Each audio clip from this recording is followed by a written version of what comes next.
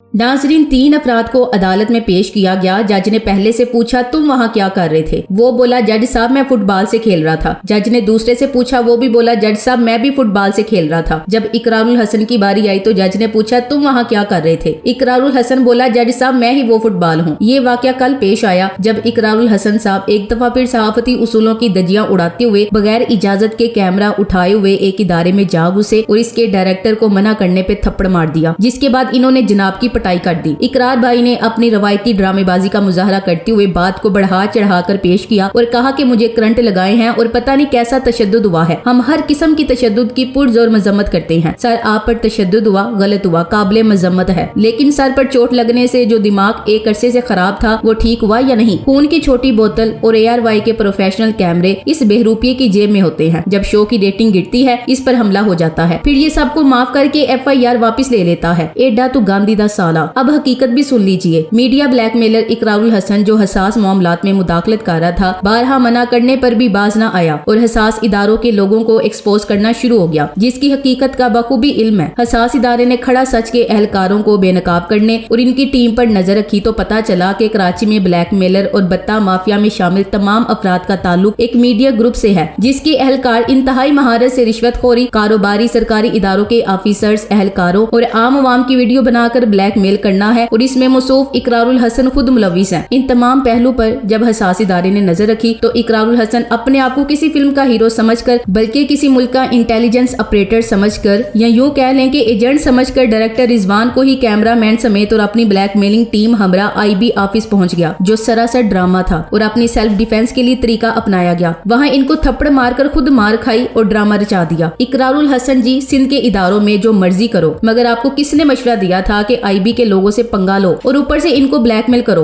आप पे तशद्दुद हुआ, अफसोस हुआ कि आप इंसान हो, आपके भी घर वाले हैं, मगर कसूर तो आपका भी है। अगर किसी एहलकार के खिलाफ शिकायत थी तो इसके लिए एक तरीकेकार है। जहां आप कैमरा माइक लेकर पहुंच गए वो कोई पब्लिक प्लेस नहीं बल्कि एक हसास इदारे का ऑफिस है, जिसकी बिल्डिंग और डॉक्यूमेंट्स की हिफाजत इनके एहलकारों पर फर्ज है। हम जानते आपको किन सियासी लोगों का हाथ है और किसकी डोर पर आप नाचते हैं। हुकूमत सिंध के दायरेकार से बाहर ऐसी अय्याशियां हजम नहीं होती। लोगों की प्राइवेट प्रॉपर्टी में घुसने वाले लोगों के साथ यही काम होना चाहिए। मैं तशद्दुद की हामी नहीं हूँ, मगर ये काम कानून लागू करने वाले इदारों और रियासत के होते हैं। सहाफियों को अपनी सहाफती जिम्मेदारियों का इदराक होना चाहिए और इसका नाजायज फायदा नहीं उठाना चाहिए। अगर कहीं कुछ गलत है तो सबूत के साथ कानूनी राह अपनाएं। माना कि कानून और इदारे यहाँ अपना काम ठीक से नहीं करते, मगर इकरार को भी किसी ने यह हक नहीं दिया कि जाकर किसी भी जगह घुस जाओ। पब्लिक मकामात और सरकारी इदारों में भी ऐसे घुसने पर कॉन्सिक्वेंसेस होते हैं। ये भी एक किस्म की बदमाशी ही है। इस पर तशद्दुद का जिम्मेदार ये बकल्लम खुद है। एक माइक के हाथ में आ गया, इसके जैसे बंदर के हाथ उस तरह। जब देखो जहाँ देखो ऐसे छापे मारता था जैसे ये IG सिंध लगा हो। भाई माइक पकड़, रिपोर्टिंग कर, औकात में रह, सामने सवा शेर भी मिल सकता है। तुम्हारी हरकतों की वजह से हर दूसरे दिन तुम्हें मार पड़ती है। ये कोई नई बात नहीं। किसी के ऑफिस में घुसकर वीडियो बनाना, चीखना, बेइज्जत करना, क्या ये सहाफत के जुमरे में आता है? किसी की इज्जत नफ्स को मजरू करना कौन सी सहाफत है? अगर कोई करप्शन कर रहा है कानूनी तरीका अपनाओ, लेकिन कैमरे लेकर इसको बेइज्जत करना कहाँ की सहाफत है? इकरारुल हसन सहाफी है, सहाफत करे। हीरो बनने का इतना ही शौक है तो नवाज शरीफ और जरदारी के खिलाफ आवाज बुलंद करे। ये माफिया के गॉड फादर्स जेलों में होंगे तो छोटे माफियास अपनी मौत आप मर जाएंगे, लेकिन माफिया का सबसे ज्यादा दिफा तो खुद इकरार भाई करते हैं। अगरचे इसने सहाफत के उसूलों की धज्जियां उड़ा रखी, लोगों की प्राइवेसी में हर कदम मुदाखलत, पाकिस्तान की सहाफत का मकरूह चेहरा जिसने शोहरत की खातिर सहाफत की बजाय समाज सुधारी का डोंगर चाया हुआ है, मगर इसके बावजूद भी इसको ज़दोकोब करने की मजम्मत करती हूँ। अगरचे ये हर प्रोग्राम में मुकाबिल को तशद्दुद पर उकसाता रहता है, मगर किसी भी इंसान पर तशद्दुद दुरुस्त नहीं। अगरचे ये अपने प्रोग्रामों में खुद वकील, खुद पुलिस और खुद ही जज बना होता है, मगर इसे अदालत से गुजारे बगैर सजा देने की मजम्मत करती हूँ। वैसे इकरारुल हसन किस एजेंडे पर इंटेलिजेंस ब्यूरो के ऑफिस गया था? कल को ये ISI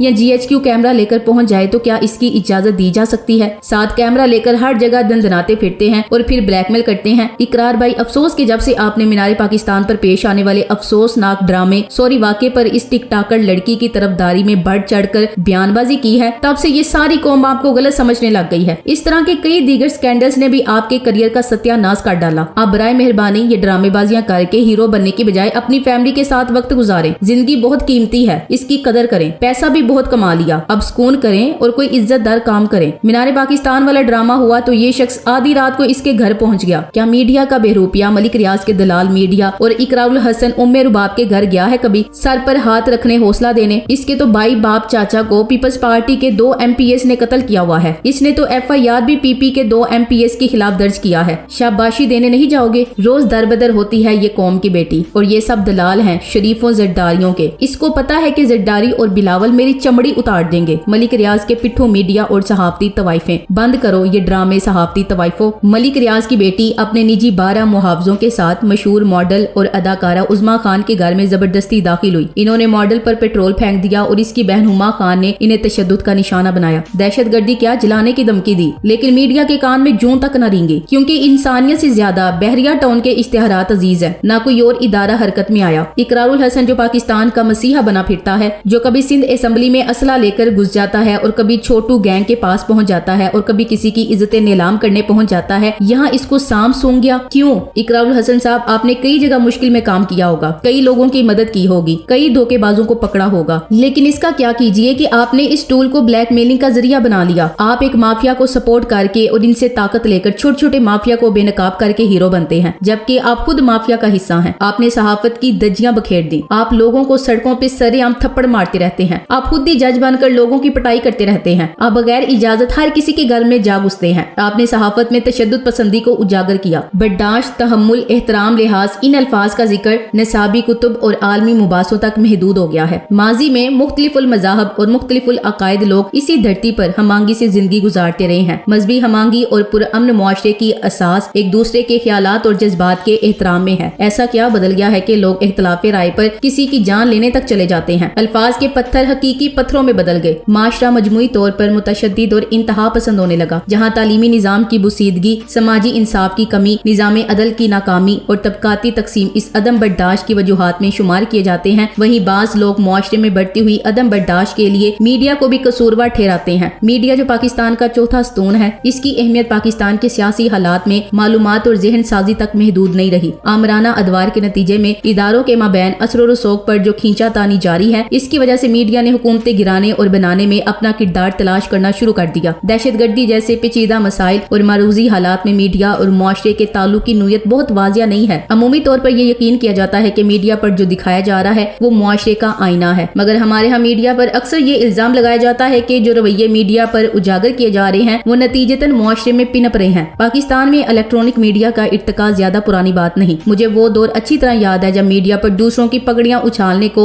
ज्यादा रेटिंग वाले प्रोग्राम करार दे दिया गया। टॉक शोज बड़ी अहमियत के हामिल हो गए। उस वक्त चैनल्स कम थे तो बहुत से ऐसे एंकर्स को रातों रात शोहरत का रास्ता मिल गया जो ज्यादा बदतमीजी और बदलिहाज होकर सियासतदानों से सवाल करते थे। सवाल के मवाद पर से तवज्जो हट गई और जारहाना अंदाज लोगों की पहचान बनने लगा। हमारी सहाफती बरादरी में इस नोयत की सहाफत को बदतहजीबी नहीं बल्कि नडर सहाफत कहा गया। अगरचा चंद नाकिद आवाजें सहाफत के बिगड़ते नाक नक्शे पर उठी, मगर वाह का शोर इतना ज्यादा था कि वो आवाजें अपना असर खो बैठी। एंकर्स की कामयाबी का म्यार ये तय हुआ कि जो ज्यादा लड़ाई कराएगा वो ज्यादा बड़ा एंकर बनेगा। चंद नामवर सहाफी ही अकदार के इस इन्हिताज से खुद को अभी तक महफूज रख पाए हैं, मगर बहसियत मजमूई रेटिंग की इस दौड़ में किसी को ये खोज लगाने का वक्त नहीं मिला कि मालूम कर सके कैसे और कहां सहाफत के उसूलों में जो बिकता है वो दिखता है जैसे सुनहरी उसूल शामिल हो गए। इस उसूल की सबसे बड़ी मिसाल क्राइम शोज में जो हर चैनल के बकौल स्पॉन्सर के पसंदीदा प्रोग्राम है, इस ड्रामेबाजी के खालिक यही इकरारुल हसन साहब ही हैं। अदलिया भी इन प्रोग्रामों को बंद कराने में नाकाम रही। जो बिकता है कि दुकान सोशल मीडिया के आने से मजीद चमक गई। जो जरा सा दम सहाफती अकदार में बचा था वो सोशल मीडिया के हल्ले गुल्ले की नजर हो गया। मवाद के तनव्वु और इन्हितात के शिकार मीडिया ने सोशल मीडिया की हेजान खेजी से अपना पेट पालना शुरू कर दिया और इकरारुल हसन इस धंधे का सबसे बड़ा बादशाह है। Thanks for watching. Allah Hafiz.